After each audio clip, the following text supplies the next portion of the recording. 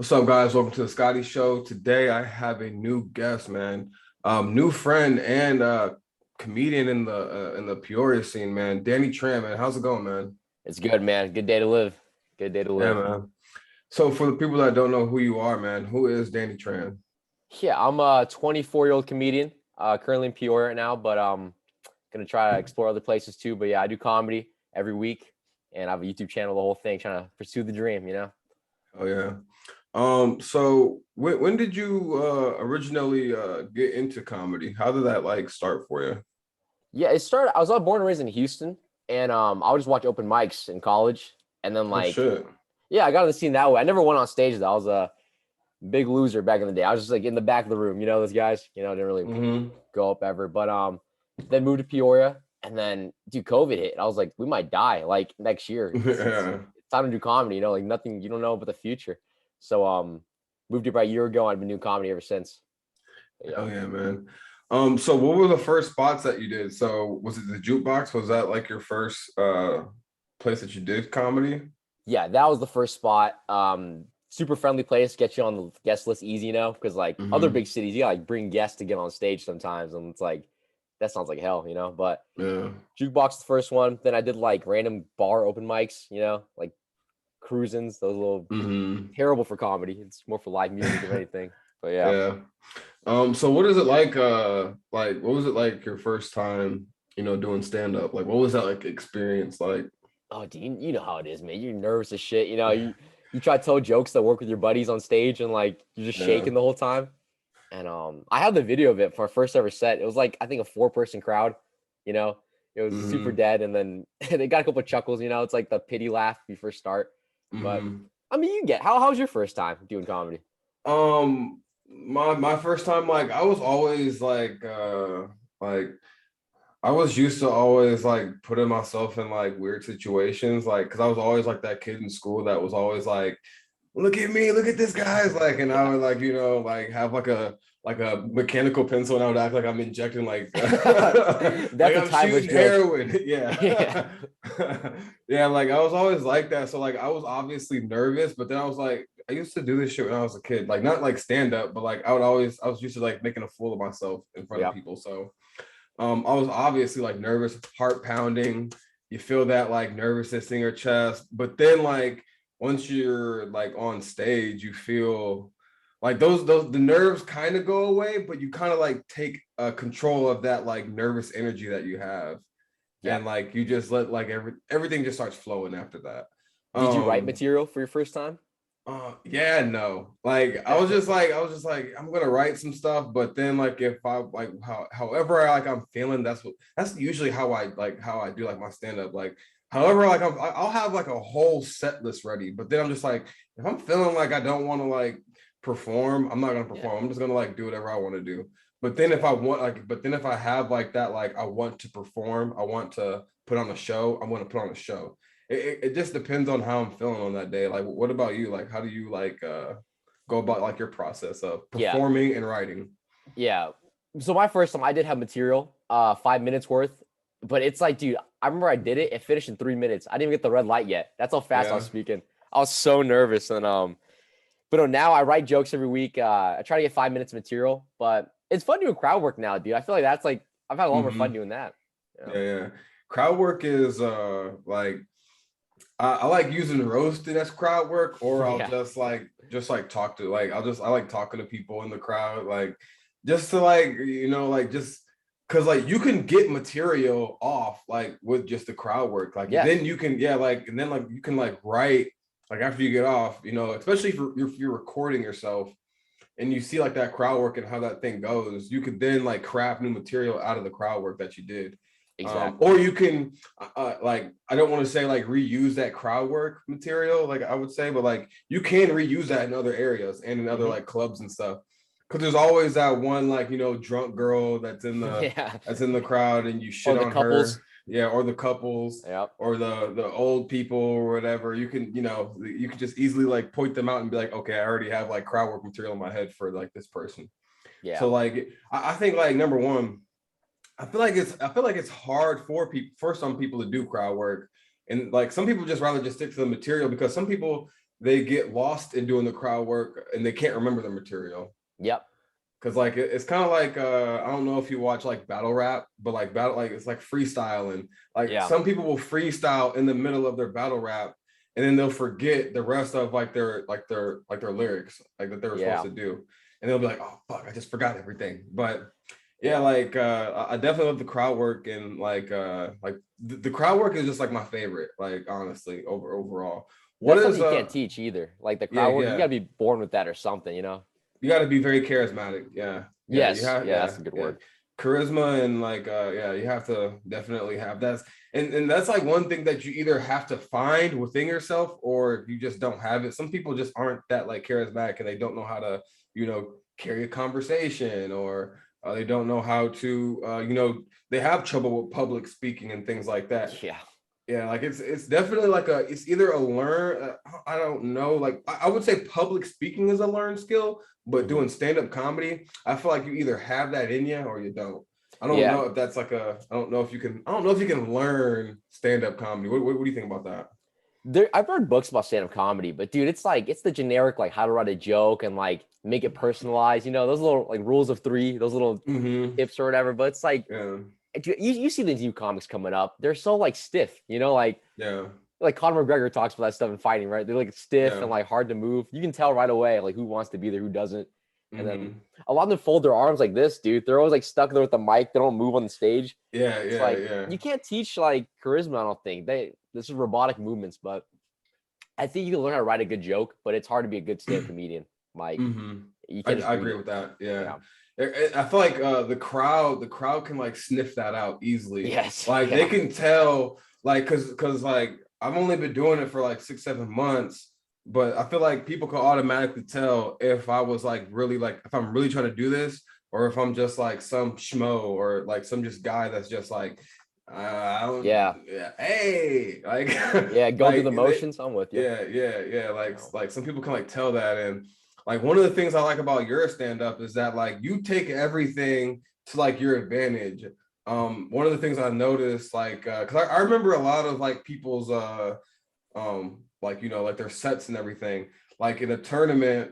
I remember like you just utilize like everything that was like around you, like when the people were like laughing at certain jokes, or like when people were like, you would say like an Asian joke, or you'd be like these shoes aren't fake, like I know the kid that like because like people would like say certain things, and like you would utilize them, and like you're very good at like using like just like the tools, like I call them tools, but you're very good like using like the things that are around you. Like you're like, okay, this person's doing that, I'm gonna call that out. This person's doing this, okay. And then you're very good with like getting back on track with the material, which is like one of the things that like because like I'm still learning, and like I pretty much I'm learning like stand up with doing reps, and also watching other people. That's like one of the things that like helped me out a lot, is like watching other people do stand up and then getting in the reps. How do you how do you feel like you get better? How do you think you get better at stand up? Dude, well, you got to go every week, and that's what you do. I see you there every week there practicing. But it's I open for headliners a lot. Dude, watching the headliners perform, that changed everything. Because before I would just open for the headliner, go out, get a drink with the buddies. But like now you watch guys that do a 45-minute set, and you see how they do it. Dude, I remember I watched guys like Rena, like Clay Foley, right? Rena Calm too. Yeah, Rena, girl. She's good. Yeah. Yeah, and she's doing 45 minutes. The crowd's stuck the whole time, and you guys just look like what they do. They go off the crowd work a little bit, and they hop back with the material, like very smooth. It's all planned, But yeah, that's like one of the things that I'm kind of learning too, especially like. So like in Chicago is where like I really learned, and then like going to like Zanies and stuff, like that is where I learned how to be like a performer, like how to do like the crowd, like what you said, like the crowd work and stuff. And this one comedian that I had to follow, his name was Nicky Smiggs, and he was a murderer. Like he could do like impersonations. He was doing crowd work. He went back into his material, and like it was all timed perfectly. And that taught me how to time things, and how to remember how to get back into the material after I do like, the crowd work, or if I'm doing like some silly stuff, or like just or going on like random tangents on stage. how is it like, opening up for like headliners? Like, how do you like that process? And how like are the headliners like are they cool? Like, do you like how is that? Dude, so I've had a lot of headliners. Some of them have like comedy specials, like on like HBO and stuff. And like some Mm-hmm. of those big timers, like, you can tell they're big timers. They're not really trying to get to know you. But Mm-hmm. dude, my favorite opener was Rena. I opened for her, and she would get drinks with us like afterwards. We would, not drinks, but we would just talk afterwards to like midnight or 1 a.m. Take pictures, and like she give a lot of advice. And it's like Mm-hmm. you can tell who's like a really like in love with comedy, that process, you know. I think it's all about like Yeah. traveling, getting to see new things and like telling jokes. And some people Mm-hmm. it's like a business. Like they do their gig, they get out. You know what I memean? Yeah. Yeah. Like I met a couple of those, and there's nothing wrong with that. I get it. You know, you're here to make money, but it's like Yeah. some people they love like the meeting new people aspect of it. I think that's cool. But, Yeah. What year? So you started comedy right before the pandemic, but like when did you start writing jokes? dude, I found an old joke from when I was in college, like a sophomore in college. It was a Microsoft Word document on my computer. It was like a 2-page essay of a joke with like one punchline. Probably it was terrible, but it was like so I guess I started writing jokes in 2018 if I had to guess, but terrible joke. But yeah, Yeah. definitely got a lot better now. But So you were living in Houston. How was it like living out there? Do you like it better than Peoria? I honestly like Peoria a little more. I don't know, it's because I'm an adult now, I have money, but like back in Houston, I wasn't doing any fun shit. You know, I was going to school and like kind of ugly back then. Was not getting girls like I do now, but you know, it's fun doing comedy out here. So I don't know. People are very nice here. I don't know if you can tell or not, but Yeah. like the comedy scene here is just super like friendly, right? Mm-hmm. Yeah, people are Yeah, very like nice. I feel like in bigger the Chicago comedy scene, like they're very cool people and like they're very open and like they're willing to teach you stuff and Mm-hmm. like this guy Derek Jones, I've got to talk to him and like he pretty much like taught me how to, like number one, if you're doing comedy, you are a business. So like he taught me how to, make sure I have business cards ready. And then like at Mm. when people leave the clubs and stuff, shake everyone's hand and tell them thank you for coming. Yeah, Like and look him in the eye and everything. Well, obviously I knew how to look people in the eye, but like just shaking everyone's hand and just telling them thank you and like if yeah, they want a card, take a card because obviously they saw your stand up, but 2 days or 3 days from now they're not gonna remember who the hell no, you are. yeah, So like handing out cards with like your information, like your Instagram, YouTube, things like that, like handing those kind of things out, setting up Matt Miller, one of the comics like always comes killer, to the jukebox. He killer. taught me how to make like packages and stuff in my emails and stuff and how to like send those to clubs and stuff and how to get Dude, I gotta booked. hop on. I have a tape and all, but I don't know about the package side of it. What do you do? Yeah.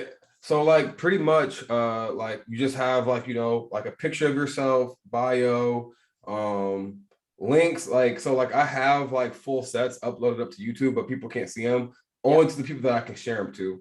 yeah. And I have like those kind of links like already set up in my emails and things like that, so they can like watch my sets. And then based on that, I just send those out to like a whole bunch of different clubs, and whoever reaches back out, they reach back out.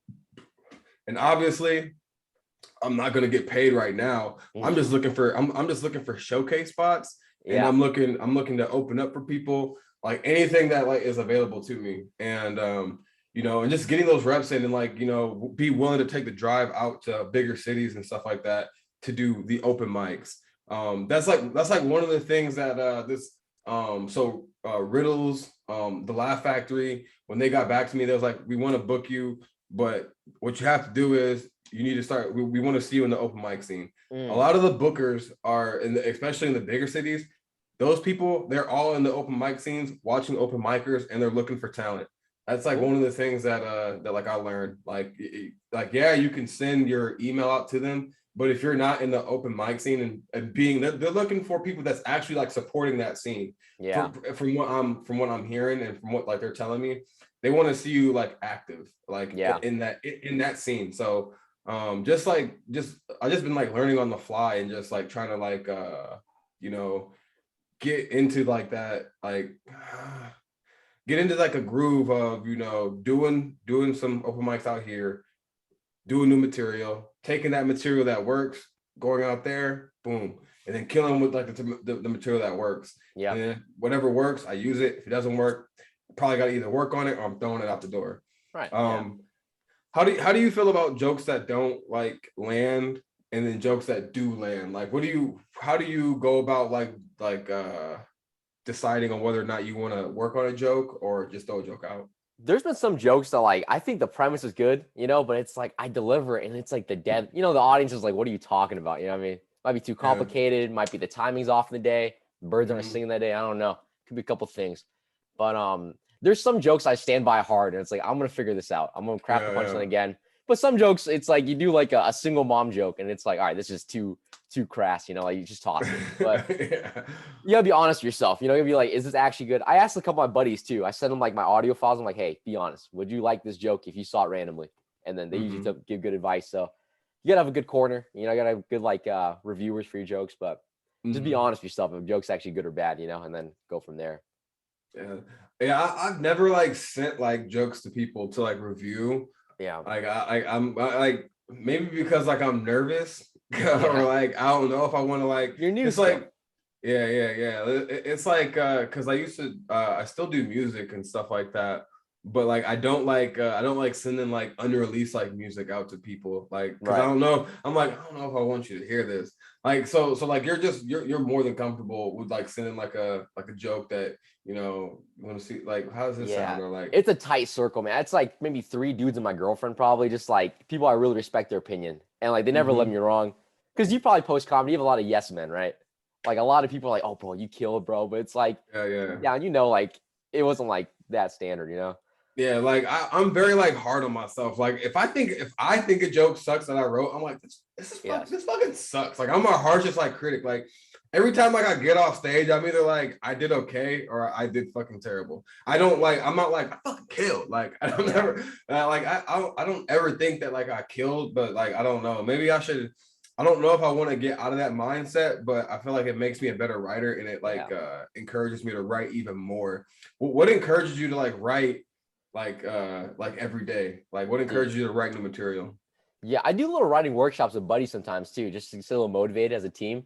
But do you know that feeling of making a new joke from the scratch and like hearing it work in the audience? Like that's like a drug. I don't do much drugs, but I'm assuming like cocaine's similar to that thing, So it's like that feeling of just like making a clever bit and then having it work and like you can time it with the audience laughter. That feeling, you just keep chasing that. And I think you get a bunch of those together and then you're a comedian, Yeah. That's what keeps me motivated. Hell yeah. So like I don't see a lot of there's quite a few like Asian like comedians that I've seen. So like what do people like automatically like assume like Asian like stereotypes when they like see you? Like how do you feel? Like just like being like a black comedian, like how do you feel like being an Asian comedian, like your first time doing stand-up? Like, how did you like? Because obviously you think about those things. I think about those things as like being like a black comedian and being I'm damn near like there's a few black guys at the jukebox, but like there's not a lot. And there's only like 2. There's only you and Edgar damn near. Yep. I don't know who else is like I don't know who else is like coming. That's like an Asian comedian. But how do you feel? Like, how did you feel like your first time? Like, I'm an Asian comedian. Like, do you ever like think that like I'm an Asian comedian, or do you just think I'm a comedian? Dude, I used to use the Asian thing as a crutch a lot when I first started. Because you try new material, it fails. You're like, but I can't drive cars. You do like an Asian joke. You know what I mean?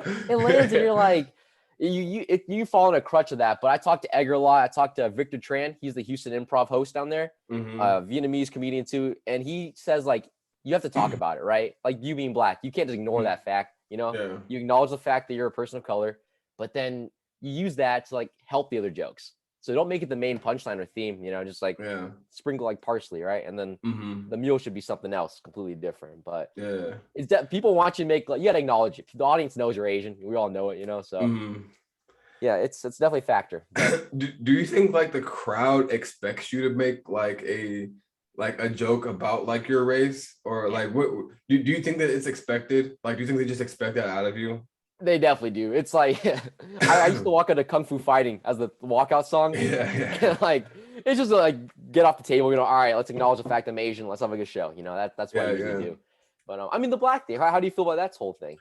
Like I honestly like sometimes I think about it, but then I'm just like, fuck it. Like, I don't like, I'm just like, fuck it. Like, if I'm a like say like nigga on stage, I'm gonna say it. If I'm gonna be like, yeah, I'm black, like, yeah, I'm fucking black. Like, and then if I want to like shit on white people, I'm gonna shit on white. Like, fuck you guys. Like, like I'm using this card to shit on you. Like, pretty much. Like, it's like pretty much like whatever for me. But like, like it's something that like I do think about, and then like some people could see it as like a crutch, but I'm just like, if you got it, use it. There's plenty of like white comedians that use like, you know, like they use like they're like, you know, their whiteness as like their jokes and like their punchlines and things like that. So I'm just like, it's okay for us to do it too. Like, I don't look at it as like a crutch. I'm just like, if it's funny, funny is funny. Yeah, if people are laughing, like that's the way I look at it. Funny is funny, and like I don't really look at it as like a crutch. I just look at it as, if you can make it a joke and you can make it funny, because there's some people that do use like their race, that they try to use it as a joke and it's not funny. Yes, like I've seen people literally bomb with like being trying to like using black as like being black in like their jokes. I'm like, that was not like, and the crowd is literally dead, and like they're just like, what did you just say? So it's just like, I don't look at it as like a crutch at all, because like you can literally bomb with your like your race jokes. Yeah. So have you ever heard this before? This guy told me one time, man, if he was Asian, he'd be super funny. Like, it's like, man, if I was black, I'd be super funny. That shit pisses me off more than anything in the comments. And I just made a weird. I'm just like, dude, that does not make any like, nah. They use it as a, they like, it's like a cop out. They're like, oh, I'm not funny, I'm a white man, so it's like, if I was Asian, I'd be super funny. But that's some bullshit. Because like, you know how you want to know how I know that's bullshit? How many black people go up to the jukebox? And you know how many? When I was at Zany's, I was the only black dude on the lineup. Well, no, actually, there was another black. Actually, there was another black on the lineup. I'm like, no, if that was the case, there'd be 50, like it'd be 50 Asians and 50 black people like filling up the jukebox doing stand-up right now. But it's not, it's mainly white people doing stand-up. Like, so like for them to even like say that is like bullshit. Like that's a cop-out for you not being funny. Like, that's like, if you're not funny, you're just not funny. Like just accept that fact. Or you're funny to your friends, but you're not funny to like on the stage.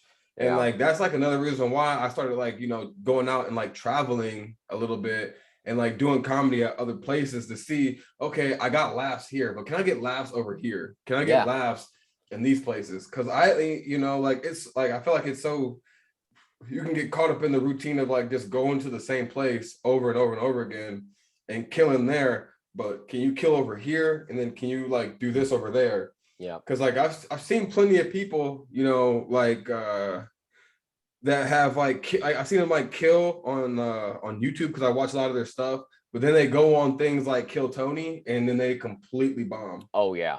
Yeah, and I'm just like, oh shit. I'm just like, this is what I have to experience. You get it too with like the new audience, like so like that tournament, like people bring you their friends, and like the friends you gotta make their friends laugh. Yeah, that's a true test of you're funny. Yeah, it's like an audience who doesn't know who the hell you are, you know.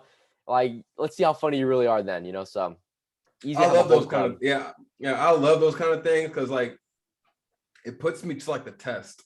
It puts like, and I love the pressure of, you know, making other people laugh. And then especially in open mics, because in open mics, you're pretty much just making the comedians laugh. Yeah, we're not here to laugh, dude. Yeah, like, and that's like one of the things that I like about open mics. I'm like, okay, I gotta make some fucking comedians laugh tonight. So let's see how this goes. Yeah. That's like one of the things I like about open mics, and like new crowds and people that bring like, you know, their friends and stuff. I'm like, okay, now I gotta make these motherfuckers laugh. They're not even here to see me. Yeah. So like, it's definitely like it's an away game pretty much. That's why I love opening, because they're there to see the headliner, right? Like that crowd's like generic towards like Rena or Clay or something. And you make that audience laugh, you have range. You know, you have like variety of styles. So that's the goal. And that's like, and that's like one of the things that like I noticed, and like, you know, you and a couple other people that I like to watch do comedy at the jukebox, because like I like after I do my set, like I'm most of the time I'm in the room watching Yes. everyone else's set. Like I'm like, okay, let's see how this person is. Let's see what this person does. And I tell a lot of the other, like, it's people can do whatever they want, but like in my opinion, the way you get better at comedy is watching other people do comedy and you doing comedy. You have to not only get into physical reps, but the mental reps. Exactly. It's just like visually watching someone. And then like I talked about this on my I did a podcast last night with my homie Jordan Ashton. We talked about visualization and like just like the power of it, and like talk about how I visualize myself telling the joke and visualizing myself, like visualizing how the crowd will react to the joke. Like, and I tell it to a lot of people, like, you have to do like not only the physical rep, but like the mental part of comedy is like, because like most of it, like, you have to be funny, but it's a lot of it is mental, because some people will talk themselves out of not doing comedy. They'll talk themselves out of not showing up to do like stand-up. They'll show to just not do an open mic. Like you're talking yourself out of not doing an open mic when everyone literally is there to just try out jokes. Yeah. No Did you have one's that phase where you like made new jokes and like you weren't confident in the new bit? So you walk in like the open mic, you're like unconfident about it and it comes off shitty, you know? Like if you really believe in the new joke, you're like, all right, this is gonna land, this is gonna hit well. It usually does, because there's pure confidence just oozes out of you, you know? Yeah, and the crowd feeds off of it, and the other comedians can tell too. Oh yeah, because I can tell if comedians are laughing if the back of the room is laughing. That's the only way I can tell if comedians are laughing. I'm just like, okay, so I'm like, okay, this is I got something here. It's definitely it's a trip, man. How do you feel when you're on stage? When you're getting like the laughs and like the lights are on you, but you can't see the crowd, but you hear the laughs. Well, how do you feel? I'm nervous until I hear my first laugh, to be honest. Like until again the rhythm of it, I'm like telling jokes. So now I open like a banger, I know for sure works, and then you get the quick laugh. Now you're just shooting free throws, you know. But the lights are bright up there, man. You can't see the crowd at all, other than the front row, right? Yeah. So like I feel like it's weird. It's like a different world up there, man. You feel like a damn zoo animal or something. Like you're like putting a little circus act for these little people that don't even know you, you know. Yeah, it's unworldly. Yeah, it's kind of like an out-of-body experience a little bit. Like you're just like, bro, am I really like, do you ever get like imposter syndrome whenever you're up there?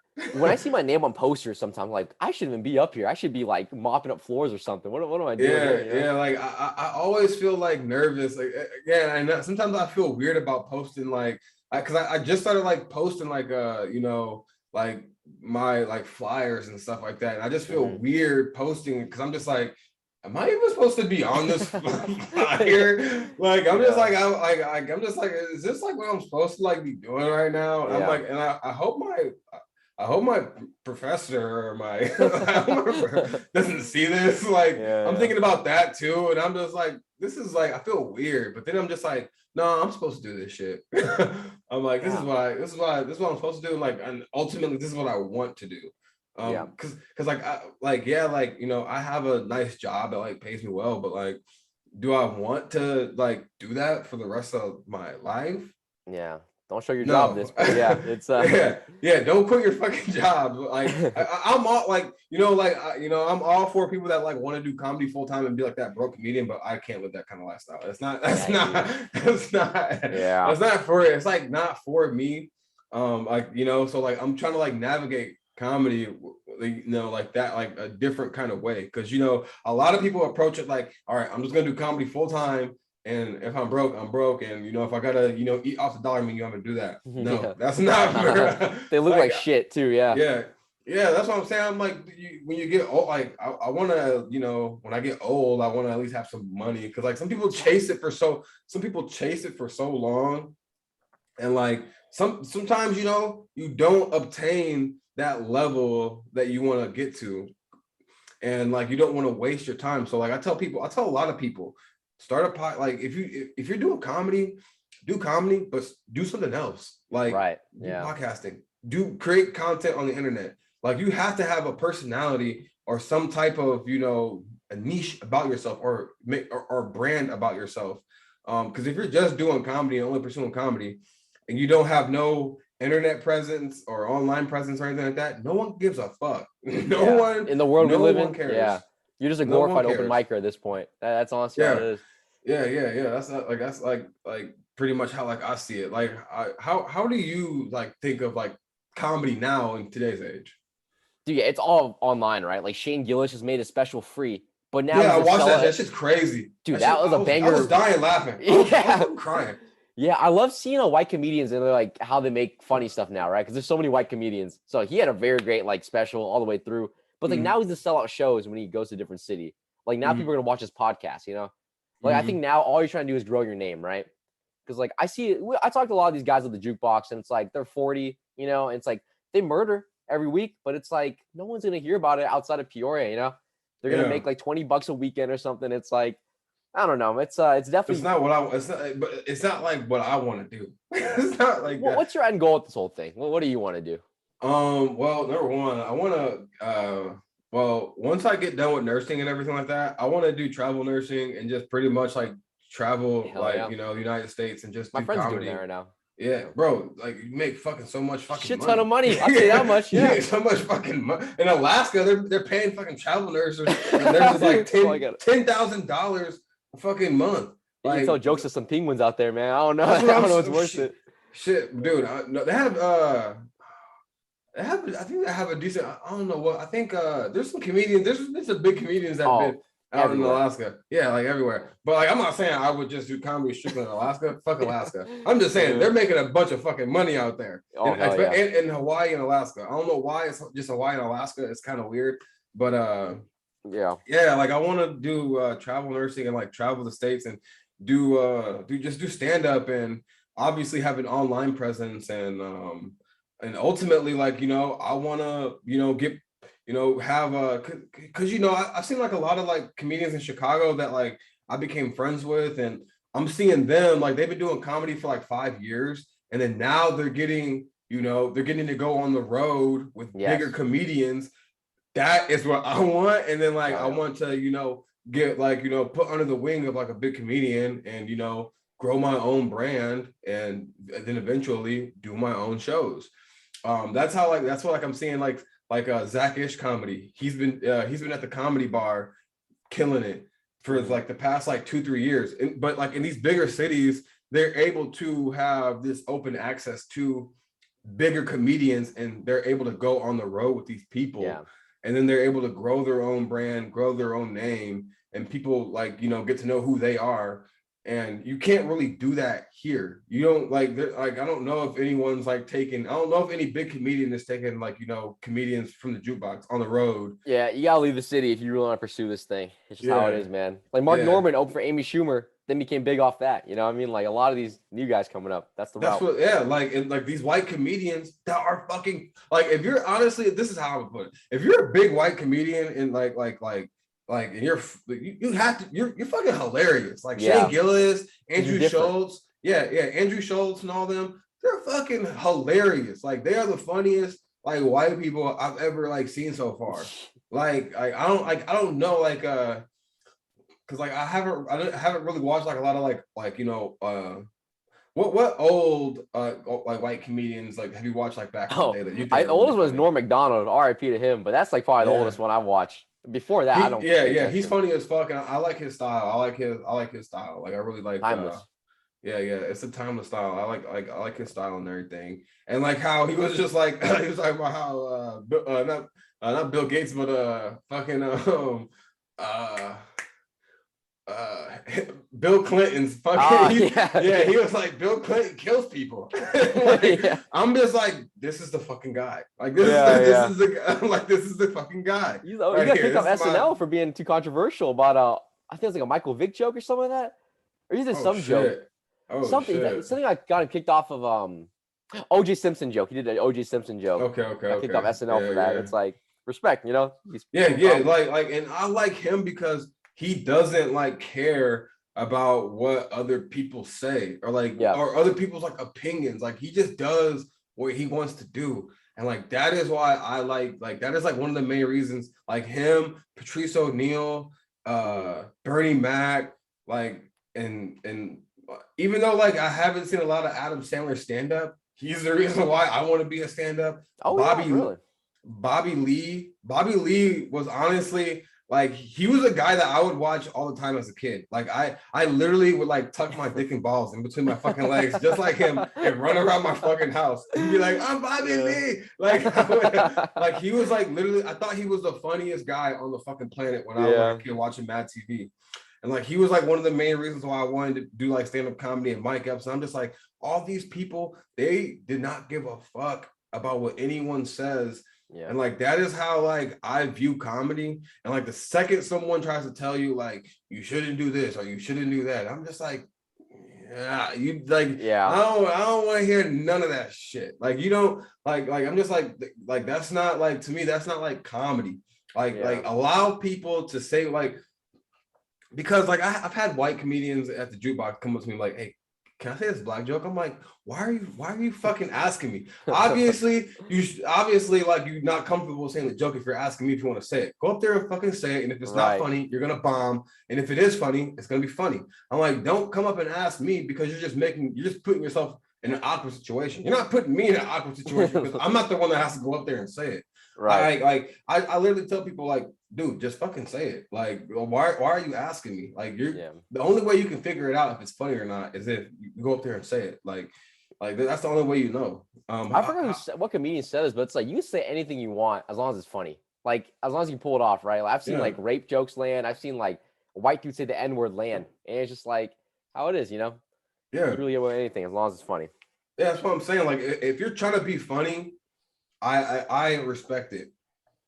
But if you're not trying to be funny and you're like trying to like be like political or like fake edgy, or like you just want to have an excuse to like say something that's kind of racist, I'm just like what are you doing up here? Like I love like, when they're like oh, it's a PC crowd. I'm like, dude, it's a crowd that wants to laugh. Like you're just saying like a joke that's not even funny. It's just edgy for no reason, you know? Like, it's definitely how it happens sometimes. Yeah, I'm just like the people that just try to be like edgy for no reason. I'm like, dude, you can say this word, but you just gotta be funny. Yeah. Like if you're just trying to say it for like shock value or whatever. Like, and there's some people that do say things for shock value, but it's really fucking funny. Like Tim Dillon, like he says a lot of shock value stuff, but it's funny. Yeah, like he's funny as hell. What are some of the comedians that you like to watch or like listen to or podcast? Like I just found about Tim Dillon recently, actually, on I think it was Theo Vaughn's podcast. Yeah, I like him a lot. Dude, Mark Norman's the funniest comedian to me. I think he's like the best in the game right now. He makes me so nervous. Like I watched his recent special because like he was able to like his number one, like his dry his dry bar like comedy type stuff is like it makes me so nervous because I'm just like, how is he able to like just do back to back to back to back to back?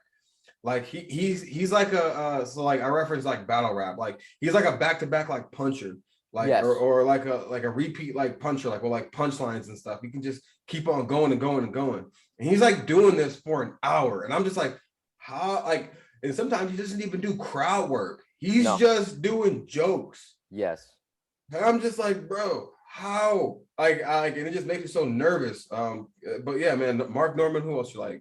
I like Mark Norman because it proves that anyone can do comedy. Like, because he doesn't have any like charismatic thing about him, or it's not like nothing over the top. It's just really good joke writing, good delivery. That's why I like him. I like Andrew Schultz a lot. We talked about him. That was the first comedian I've seen live. I saw him in Houston, and I got pictures with him. Oh shit! Yeah, back in college. Yeah, I was a little kid, little fetus back in the day. But saw Andrew Schultz live. I like him a lot. Who else? Andrew Schultz is good because he proved that you can make it through YouTube. Like no one wanted to sign him. He just proved the marketing thing, self-marketing works. So I like him for that reason. Theo Vaughn's funny. I saw him recently at the jukebox. You weren't there for that, right? I wasn't there for it, but I heard mixed reviews. I heard mixed. Shit. Who's talking shit about Theo, man? I'll talk to him. I think Theo Vaughn's funny as fuck. Like he's one of my favorites too. But I was just like, I heard mixed reviews. I was just like, did he kill? I was like, did you guys like him? And like people were just like, his opener was good. And I was just like, really? Yeah, I was just like, what the fuck? I was like, can someone give me like a legit like review on this? I'll tell you right now, he murdered I went on Wednesday or whatever. He murdered that day.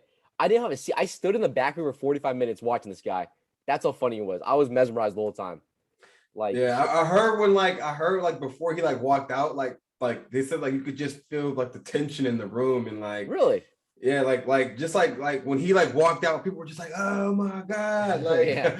like he just had like this magical aura about him when he walked Yeah. out, and you like just he's like walking out of the I heard he's just walking out of the green room and like he's like right there. And so like because like it's a like the jukebox room is like kind of like small. It's Yeah. Yeah. big, but it's small. I've never seen like the jukebox fully packed out, and I want to see that. Like It was I've packed for never the Theo Vaughn show. I'll tell you that much. yeah, Yeah. I've never seen it like packed out, and I want to see that. And like I'm just trying to like picture him just walking out of the green room and like walking down like those stairs, and Yeah. then like you just see like I heard he had like a little camera crew and stuff Yeah. like Yeah. that. That's wild, and I'm just like this is crazy. Like Dude, it was just so hearing packed. that. You know the parking lot there. It's like not enough cars, right? So it's 250 people at the show. I had to park at the strip club, and the ladies like trying to tow cars because that's so much people had to like park. It was insane. Like it That's was packed crazy. to the brim. He's huge in person. He's like 6'1". I never knew that. Yeah, I heard. Yeah, I heard he's tall as fuck, and I heard he said he used to do steroids. So Dude, I could imagine that he was like he's pretty built like a motherfucker. He is. yeah. He's stacked, man. Looks like a UFC fighter almost. It's crazy. Yeah, I heard he's like a pretty big guy. So, Yeah. who else have you like seen that's like a very big like comedian and like live? You see Joe Coy when he came here? No, I didn't watch Joe Coy. I'm not a Dude, Joe he's Coy fucking kind of guy. hilarious, bro. He's Really? fucking hilarious. Really? I I didn't get to see, I never don't seen know. him in person, but I watched all the specials. Dude, he's fucking hilarious, man. Yeah. Like, I think I'm very harsh towards Asian comedians because I'm like I love Jimmy Yang too, funny guy, but it's like I watched his special on Netflix too. He's funny as I like how he could be like I like how serious he can be. Yeah. But like his like it just comes out but like his seriousness is just so funny. I'm just like, bro, this is fucking funny as fuck. I appreciate it. It's good stuff. Dude, I love like I love a lot of Asian comedians, man. Like Joe Coy, Bobby Lee. I like do you like Sherry Cola? I don't know who that is, to be honest. Oh, dude, you gotta, bro, you gotta put me on. Yeah, dude. Sherry Cola, she's funny as fuck. She's an actor and she does stand up. But yeah, she is funny. She's funny as shit. Okay. This dude named Dumbfounded, he just now started doing comedy. Yeah. Oh, he's doing comedy now? Yeah, he's doing stand up now, dude. He's fucking funny too. Times are tough. I'm telling you, he got to drop the rap game. He's just telling jokes for some money. Yeah, man. He's been I've been listening to his podcast too. So no kidding. Yeah, dude. He Fun with Dumb. Yeah, peep that. Like he's been doing okay.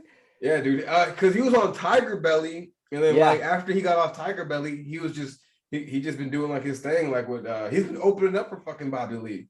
So he's big before comedy. It's like he's a household name already. So yeah, gigs that way. Yeah, man. Like it's like yeah, man. There's a lot of like big like Asian like comedians and stuff that like I really like looked up to, and because like the first comedian that I've seen, like not in person but like just seen him on like Comedy Central, was Bobby Lee. First like it wasn't even a black comedian. Like I didn't start watching like black because like my family, we like whenever I went to my uncle's house, we just watched Mad TV. And like I would only want to watch Mad TV just to see Bobby Lee, and I could only watch Mad TV at my uncle's house because I couldn't watch Mad TV at my mom and dad's house. That was a struggle back then. Yeah. So I was just like, yo, I gotta see Bobby Lee on Saturday nights, bro. Like that's like my he was like one of my favorites. But awesome. Who would you say is like your all-time favorite comedian? Dude, I used to love Aziz Ansari for the longest time. He's funny. Because he showed like it's cool to be like an Asian that like gets girls. You know what I mean? Like I feel like a lot of these Asian comedians I watch now, it's like they're either family men or they're just like kind of nerdy looking. It's like I want to show people that like Asians can fuck too. You know what I'm saying? I want to show people that like Asians get girls. I've signed tits after comedy shows. You know what I mean? Like I'm 24. I want to show like young Asian kids coming up. That's okay to be cool. It's okay to like cool girls. You know? I want the representation. So Aziz Ansari is one of those guys for me. But yeah. Dude, you know what? That like it makes me think about a joke that Dumbfounded said. He was just like, bro, I haven't seen no Asian representation on the fucking he said I haven't seen Asian representation on The Bachelor? the Jerry Springer show. Oh, yeah. He was just like, bro, True. and I'm just True. like, I was like, bro, that's low key funny as fuck. I was dying at that joke, and I'm just like, it's so fucking true. Because like he was like talking about the same thing, like how like there's like this weird because Bobby Lee was like talking about it, how like he was like when he first like started doing stand-up, which I couldn't even believe when he told me that he was like, like pretty much like castrated from like, the Asian community because of the stand-up that he did. I thought like he would be like welcomed and like A little over the top. A little over the top. Yeah. He's a little over the top. I was just like, dude, like he's like, I've never seen an Asian guy like this. Like, fucking hilarious. Like, and it's just like, like what you said about like, being the Asian guy that gets girls and like being that guy that like doesn't give a fuck. Like you like don't usually like see that. And like, now that like I feel like we're seeing it a little bit more now, For sure. Yeah. And like how do you like feel about it like overall? Like what do you like? We're just like I'm happy with the direction it's going. I'll never make an Asian accent joke. I'll never make a dog eating joke. Like I'm very careful like the jokes I say. I'll do like a good at math joke. That's like a good stereotype, but it's like the Asian comedians I follow, they're usually like really cool dudes. Like it's like they're like jacked, what I mean? They just look handsome. I'm over the whole nerdy glasses, bowl cut look, man. It's like I really want to. I'm happy the direction it's going. I'm really happy with the guys coming up right now. Yeah, and I feel like it's being more embraced. And then especially with like the like when I saw Crazy Rich Asians, bro, I was like, motherfuckers out here living like this, bro. It's a good movie. It's a good movie. I was like, honest, bro, like it's a good movie, but just like the way they depicted everything about like their lifestyle. I love it. And then I watched there was like this other Netflix show that I was watching. I don't know if you've seen it. Oh fuck! You watch Squid Game right now or no? Squid Game, new one. No, that's Squid Game. Squid Game is good. Yeah. But it was pretty much like an Asian Jersey Shore. No shit, you put me on that. Yeah. I forgot, bro. Once I figured out the name of this shit, because I watched it like 4 months ago. But wow. Yeah, I watched the whole entire thing, and like pretty much it was like going on like it was like a documentary like series of like this like it was like this Asian guy that was like. He was like this handsome ass like Asian dude, and he's like trying to be like an actor. He's trying to be like an actor. He's a model, and then there's like this other Asian dude that's like he's like a rich like fashion dude, and then there's like this Asian lady that's like she's like super rich, like her family like runs like this is like all real too. Like this is I thought you're making this up right now. You're bullshitting, bro. Right like it is fucking crazy, bro. Like this other Asian lady, like her family like owns like the military, like these military like contracts and stuff, and like they do a bunch of like crazy like shit, and like they buy out like Rodeo Drive and shit. They like rent it out for like a whole like month, and I'm just like, bro, how rich do you have to be to rent it out for a whole fucking month? Yeah, like it's fucking crazy, and I'm just like, and obviously so like and like the reason why I have like such like really like big like I don't say like a connection to like the like Asian culture. I'm like heavily influenced by it, number one, because my dad put me on like a lot of like, like different like movies and stuff. Like most of the movies I was watching was like, like Crouching Tiger and stuff like that. And like a bunch of like different like, just like Chinese, Korean, like different like movies and stuff. So like I was like heavily influenced by that and like the way like I think about things and stuff. And like I always thought that like Asians were like the fucking like no shit, bro. No, like so like this Start is how telling people that. I actually have a joke about like I actually have like a whole like so like first I went through like an Asian phase where I was like, dude, being Asian's fucking cool as fuck. I want to be black growing up. That's what I want to do. Yeah, and I was just like, being Asian's cool as fuck. And then like my dad put me on like Desperado and shit. And I was like, being Mexican, I was like, bro, fucking man. I was like, Mexicans are the best motherfuckers on the planet, bro. I don't know what I'm talking about. Like, so like I went through like a whole bunch of like weird phases in my life where I was just like, dude, Asians the fucking coolest shit ever. Nah, Mexicans being the coolest fucking shit ever. So like, yeah, like a lot of like the things in like my life was like, you know, like it's I didn't go from like, you know, watching a whole bunch of like, you know, black television shows and stuff like that. I went from watching Asian shows because my dad watched them, and then watching Mexican movies and TV shows. And then I watched a little bit of white TV shows, and then I got into like the black TV shows, you know, later on in my life when I was like 13 and stuff. And yeah, like it was it's because like a lot of people like to like group black people into like this one like thing. But I'm just like, nah, bro. Like it, like black people don't like agree on like Yeah. on everything, and it's just like I'm pretty sure it's the same in like the Yes, Asian it is. community. Yeah. Because I've listened to it. I listened to like a lot of different like, you know, podcasts and stuff, and they even talk about it. Like what is your like perspective on like that kind of like thing? Yeah, dude. So I'm Vietnamese. So when people see like a Korean guy get success or a Chinese guy get success, they're like, "Are you happy for this guy?" I'm like, I mean, he's not really my kind of guy, you know. Yeah, We're not. you're Vietnamese. Yeah, Yeah, we're very different. Yeah, but it's like I love seeing an Asian man win though. It's cool. It's like refreshing, but it's like, yeah, a lot of people try to box us up in one thing. Like we're all just like video gamers or like, I don't know, very good at school. I know a lot of dumb Asians, you know what I mean? Like a lot of my buddies are morons. Bro, Yeah. I know some too, but like it is so weird because like they put like I don't know who they is. I can't like people like people put like you know, black people or Asians or whoever like in like this weird box, and I'm just like, this is not who we all are, you know, like, and that's why I'm glad that like, you know, like different, you know, black movies are coming out, different Asian movies and TV shows are coming out, so people can like Eddie Yang, he was influenced by, you know, black people in hip hop and stuff, and Yeah. he talks about that like Fresh Off the Boat, when his like TV show, if you ever watched that, it's on Hulu. Yeah, it's a good show. Yeah, like I watched that, and like he talks about how like hip hop, like, you know, influenced like his life and things like that, and how like, you know, like he looked up to black people and shit. And then like I'm like, oh shit, so like, you know, this is like a different like, you know, like kind of like Asian guy. And then you know, there's you know, different like Asian like rappers, like, you know, you got MC Jin, and then you have Dumbfounded. You know your shit. Yeah, bro. No, Look I'm at telling you. you, bro. Look at you. Bro, I know, like, bro, we can go into a deep dive.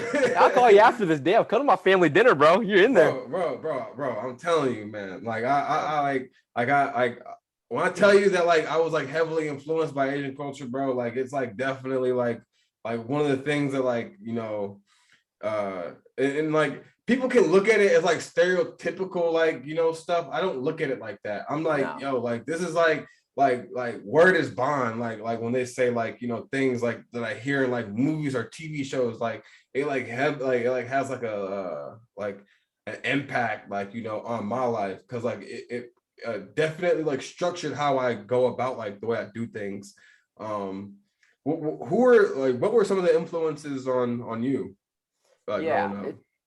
Dude, I used to want to be so I love playing sports growing up. Like I love playing basketball and football, like not Asian sports, you know what I mean? So typical, but it's like when you practice, try out, people won't even respect you. This is during the Jeremy Lin era, right? Like this is when he was going up. And it's like I want to be quarterback. No one respecting the Asian quarterback, you know? So it's like for the longest time, I want to be like a black athlete for the longest time. I looked up like Adrian Peterson, like Michael Vick, those guys, you know? I really want to be them, but it's like as I get older, I realize like, yeah, it's just not my interest anymore. But like growing up, I used to love what is it? Dwayne Wade. Do you follow that guy? I used to think he was the most charismatic guy ever, dude. Like every interview. Now it's getting to like, I like Jack Harlow a lot now. Like I don't know if you follow that guy. No, Jack Harlow's fucking hilarious, dude. He is like, funny. Like he like, cause like the way like he like tries to like, you know, he uses like homosexuality like humor.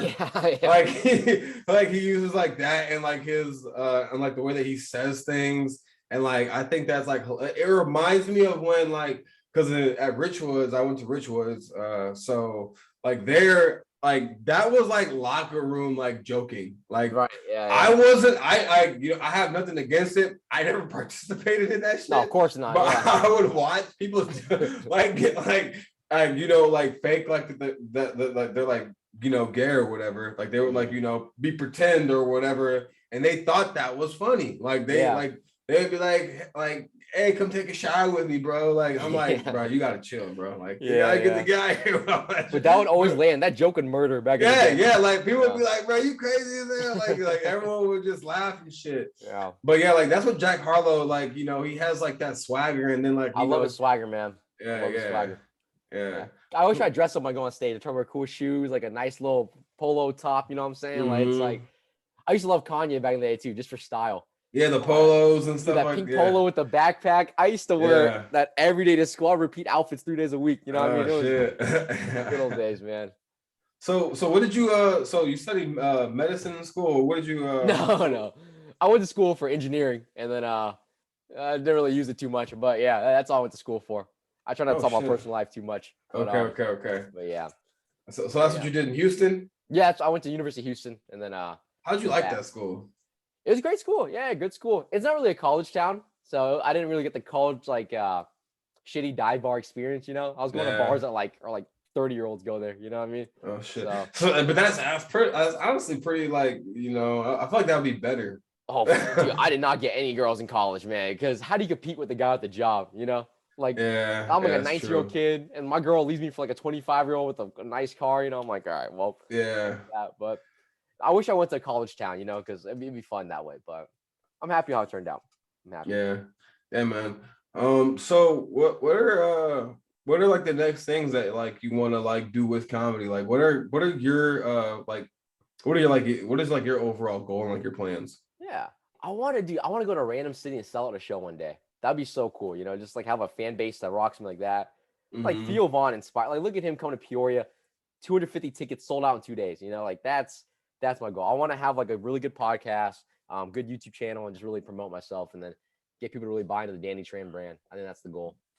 Yeah, man. And like I'm so happy that you know that you started like, you know, doing that. Cause Hmm. I feel like, you know, me, I started doing it, you started like doing it and stuff. And like I'm like us, like, you know, I look at us as like, you know, the newer generation of, you Definitely. know, like of like the next like comedians that are coming out of like the jukebox, whatever it be, like of that, like, you know, of like this like small town, like the small city. Yeah. Like we're like the next like generation, and like I feel like we are setting like a way, like I don't want to say we're setting a better example, but like we are setting like the tone for like Hmm. what like like, you know, comedians following what should be doing next. Yeah.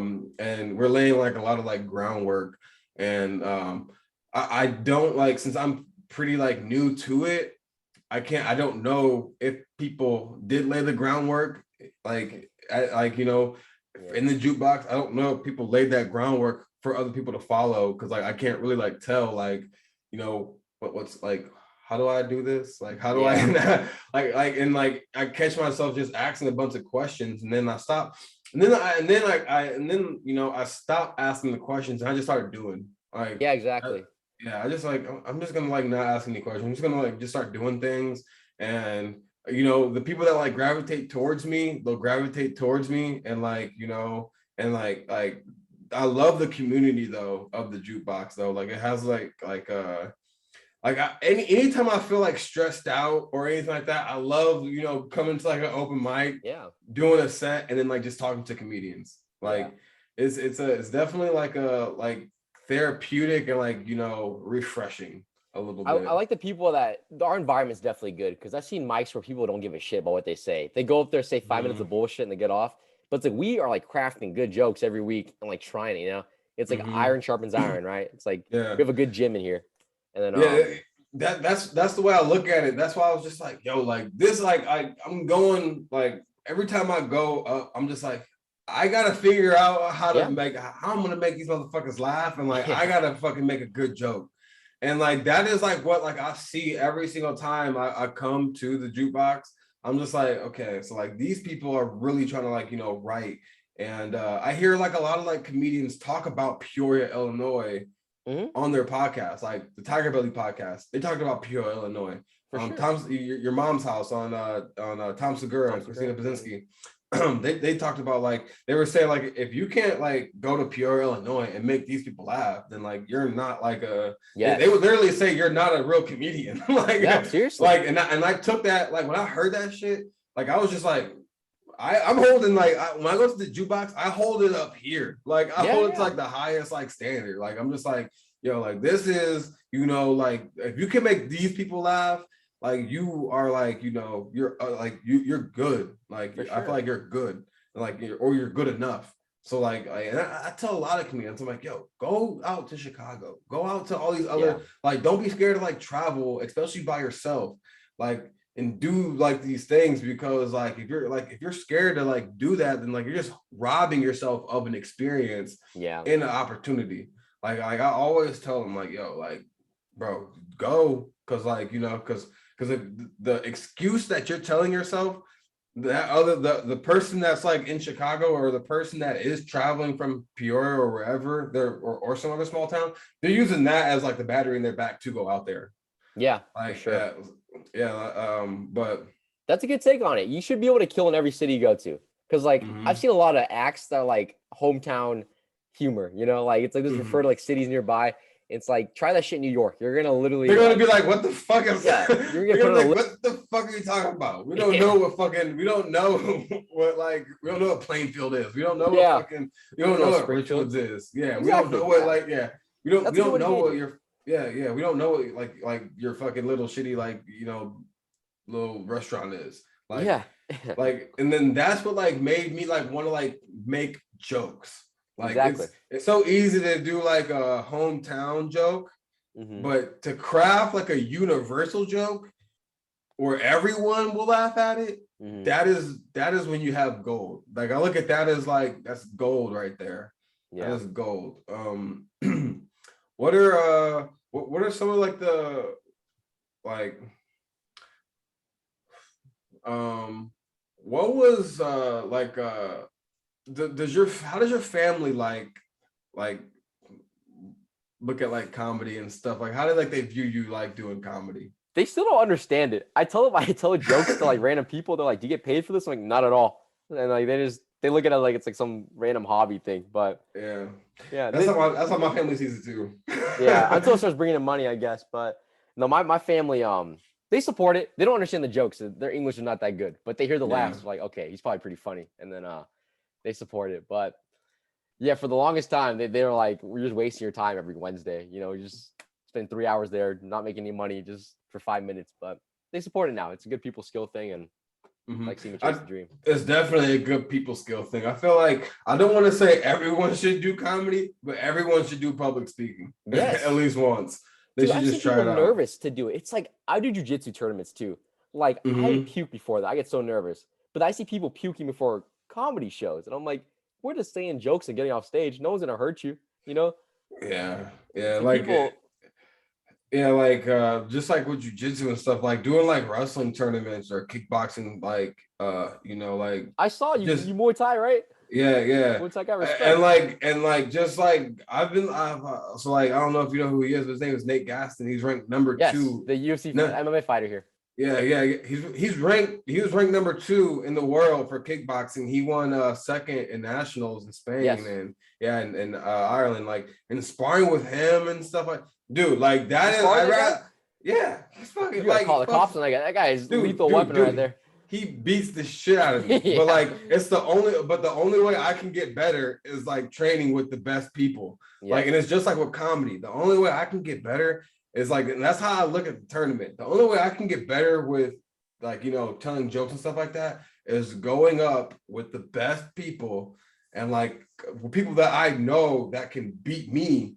Like I have to go up against like those kind of people. Yeah. Like that's the only way you can get better. And like some people like that I like talked to that were gonna like newer comedians or whatever that were in the tournament. They're like, man, I don't plan on making it past the second round or whatever, or the Yeah, first no. round. I'm just like, bro, if you're not here to win, I don't even want to talk to you. I'm sorry, Yeah, right. but like if you're not here to like win, or if you're not here to like like thinking that like everyone should go in there thinking I'm the best fucking comedian in the fucking Facts. room. Like I'm glad it you like understand that, dude. Because it's like I remember when I first started out, the jukebox closed down for COVID, right? yeah. And then I was just doing any mic I could get, like shitty bars. But you surround yourself with like shitty comedians that way, and it's like they get Mm-hmm. worse. Like your quality of writing is like all muddy and like you're not getting better. It's good you have a Mhm. high standard for who you surround yourself. That's really good. Yeah, like you don't like I look at it as like just like with wrestling. Like I had to wrestle this guy named Lucas Joseph. He was ranked #1 in the state of Illinois. Yeah. And like I wasn't like obviously like I knew he was really good, but I'm like, I'm about to beat the shit out of this guy. Facts. Like even though I lost, I lost. I lose every time too. Yeah, what? Yeah, I lost, but I was just like, I'm gonna fuck this guy up. But you have to go in with that kind of mindset in order to get better. Cause like the second you tell yourself, man, I'm just trying to like, just do this thing. And I'm just like, well, then you don't want to be a comedian and you don't want to, you don't really want this that bad. Cause like a lot of people ask me like, oh man, like, how do you do this and that? I'm like, I just do it. Like, I don't know what I'm doing. I don't know. Yeah. Like, I literally, like, I don't have I don't have an answer for you. Like, I literally tell them like, I don't have an answer. I'm just like doing it. Like, I'm winging, like, you got to just wing it. Like right now, like, unless you're like, in school or in a professional like job or something like that. If you're doing something that's like out of that norm, anything that's like, comedy, music, MMA fighting, anything that's like out of the norm, you're winging it and you're just doing it. That's the only way that like you can actually do those kind of things. You don't just ask questions. You can Google. There's no 10-year plan for this bullshit. Yeah. You don't know what you have in 10 years. You gotta put your head down and start writing or start fighting. I mean, it's just how it is. Yeah. Like there's no plan for any of that kind of thing. You just do it. You just got to do it. Is that like the approach that you kind of like took to it, or like what was? Yeah, for the longest time, a lot of comedians said don't post your clips online. Because there's gonna be better clips in the future. Yeah, but it's always old heads that haven't done anything in their lives. It's like the OGs that's like 40, like they're deteriorating. You know what I mean? It's just like I'm gonna try to start beef between young and old, but it's like it's like all these guys that keep saying like just keep waiting for the perfect clip. Like, dude, you're getting old. We're gonna die one day. It's like just send him and just don't overthink it. Post if you like it. Yeah. And if you think it's funny, it's just how it is. So. And then like some people will be like, oh, your joke will burn out. Well, if you're writing, you shouldn't worry about that. If I'm using this joke 5 years on the road, I failed as a comedian. Yeah, that's what I'm saying. I'm like, well, if you're writing, you shouldn't have to worry about your joke burning. Because like people have like said that, like, well, your joke's gonna burn out if you like no, if you're writing and you're taking this shit seriously, like who cares if that joke burns out? I got 50 more. I got 50 more jokes to tell. My favorite comedian, Jeff Bailey around here. You've seen him before. Dude, he's fucking murder. I tell him he can go to big city, make it. Like he is the guy. I told him, I was like, bro, I will fucking take you to Chicago with me. I was like, please. Yeah. Like, I was like, I want you to like be like the fucking because he's fucking hilarious. But he posts clips. He posted full sets. He has hours of material because he writes, and it's like if you're truly good, you're never gonna burn out material. Like you have more coming, Yeah, that's the way I look at that. I'm like, dude, like I tell a lot of people, I'm like, dude, post your fucking shit. Like it doesn't like if it's not funny, like okay, you're gonna find don't post. Yeah. If it's not funny, don't post it. But like if you think it's funny, post it, and you're gonna find out if it's funny or not once you post it. But like if you're scared of a joke burning out, then you're not writing enough. That's the way I look at it. You're not writing enough, and you're not taking it serious enough. And it's just like with just like kickboxing or jiu-jitsu.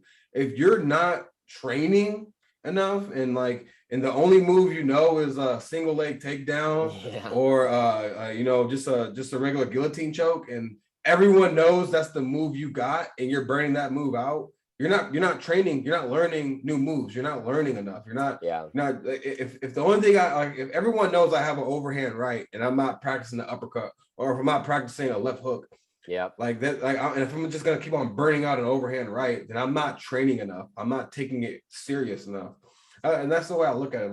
I just hate when people say you're gonna burn out a joke. I'm just like, that's like when someone when I heard that shit, I was just like, I didn't want to like start shit by saying you're wrong, but like in my mind, I was just like, I just wanted because it was like a conversation between like me and like 4 comedians, and I was just like, start posting some of your stuff. Like no one's gonna know who you are. Like it's not like how it was back in the day. It's different, man. Yeah, it's like you have to be posting yourself on the internet, and people can come up with all these random, because I use Andrew Schultz as an example. I was like, Andrew Schultz got popping off the internet. Yeah. Then like some people, and then like the person was like, well, he's been doing comedy for like 10, and then I'll be like, Pete Davidson, he got popping off the internet too. And like, well, he's been doing comedy for like 5-10 years. I'm just like, so what? Yeah. I'm like, it doesn't matter. Like, You gotta really watch. internet. You gotta watch who's saying these things too. Like, it's usually a comedian that's not good either. You know what I mean? Yeah. It's like don't take everyone's advice. You know, like Yeah. I only take advice from people I would actually care about. Like if Jeff talks, I listen. If Nick talks, I'll listen. You know, but a lot of people, we're better than a lot of people. Like you'd be surprised. They've been doing it for years and they don't have a good 10-minute set yet. You know what I mean? Yeah. I'm not taking advice from a guy like that. You know? Yeah. So. Yeah, like and like I like just like especially like the ones that are like, you know, and I don't know how long have you been doing comedy for? A year and some change, probably. Year and some change. Yeah. Okay, so like around like my time frame and your time frame, I tell a lot of comedians to post their shit online if it's funny, and like don't be worried about burning out of a joke. I tell them if you're worried about burning out of a joke, then you're not writing enough. You're not. I agree. You're not practicing enough new material. Like practice makes perfect. Like literally. Practice, and who cares if you burn out? We're having fun here, dude. We're just people on a rock orbiting Earth or orbiting the solar system, just having fun, having jokes, you know. Don't overthink it. Just have fun, man. And then I don't even believe in a joke burning out, because you could literally say that joke that everyone has watched on a stage and it'll fucking kill. Dude, Bert Kreischer has that 10-minute joke about the Russian mafia. Yeah, the machine joke. Yeah. Yeah, the people machine beg and for the that Russian joke. mafia. Yeah. Yeah, they beg to hear it again. It's not burnout. If it's a good joke, it's timeless, man. It's timeless. Yeah, man. Sure. You get it. So man, this has been a really good podcast, man. I want to do a part 2 of this. Yeah. We gotta do a part 2 of this, man. So is there anything you want to plug, man? Yeah, I have a YouTube channel, Danny Tran Comedy. Feel free to check me out there. I have clips up there. My podcast is coming up pretty soon, probably this weekend, to be honest. OldmanTran for all social medias. So follow me on there. I post funny stuff. But I'm gonna start my podcast. I'll have you on there too. It'll be fun to talk to you, man. Let's do this shit, man. We'll do that part 2 there. Danny Tran Comedy. Comedy. Subscribe, please. All right, man. This is the fucking Scottie Show. Danny Tran. Man, it's been beautiful. Hey, thanks, Billy. See ya. No problem, man. See ya.